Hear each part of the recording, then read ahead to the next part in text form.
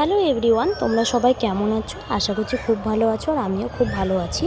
তো আজকে হচ্ছে পয়লা বৈশাখ। তো সকালবেলা উঠেই ফুলগুলো গাছ থেকে ভালো করে তুলে নিচ্ছিলাম, সব ফুল। তো এইদিকে রান্নাঘরেও চলে এসেছি, দিয়ে সকালবেলা ময়দা মেখে রেখে এদিকে লেচিটাও কেটে রেখেছি, আর এদিকে করছে হচ্ছে আলুর তরকারি।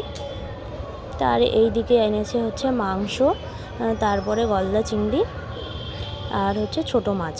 দিয়ে আমি এখানে এখন লুচিটা ভেজে নেব, নিয়ে সবাইকে একে একে খেতে দিয়ে দেবো।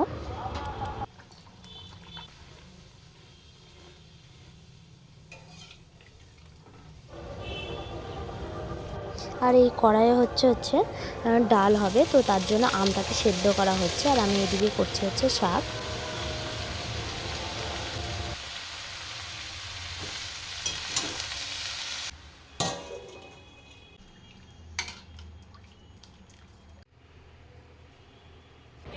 তারপরে সব রান্নাঘরে কাজ সেরে সকালের কাজটা সেরে আর কি চলে এসেছি নিজের ঘরে।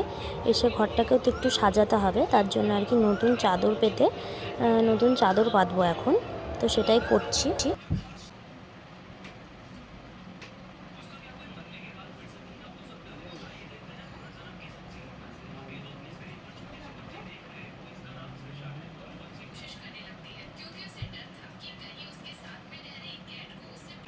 আর এইদিকে সব দুপুরে রান্নাবান্না হয়ে গেছে। এই যে হয়ে গেছে শাক, চিংড়ি মাছের মালাইকারি, আর মুসুর ডাল হয়েছে আম দিয়ে, টক ডাল আর কি।